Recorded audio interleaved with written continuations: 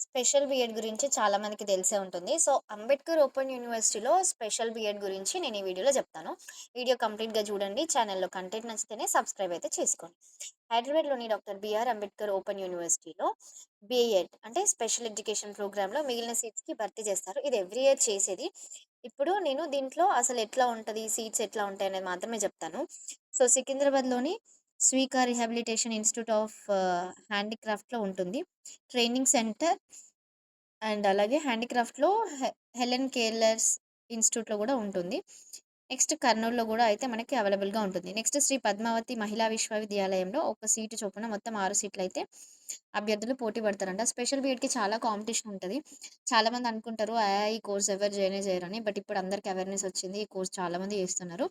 తిరుపతిలో ఉంటుంది అండ్ అలాగే హైదరాబాద్‌లోని ఠాకూర్ ప్రసాద్ ఇన్‌స్టిట్యూట్ ఆఫ్ రీసెర్చ్‌లో గూడా మనకి సీట్స్ అయితే అవైలబుల్‌గా ఉంటాయి. అండ్ ఇందులో మళ్ళీ రూల్ ఆఫ్ రిజర్వేషన్ ఉంటుంది. నాన్ అంటే మన స్టేట్ వాళ్ళు గాకుండా వేరే వాళ్ళకి అయితే తక్కువ ప్రిఫరెన్స్ ఉంటుంది.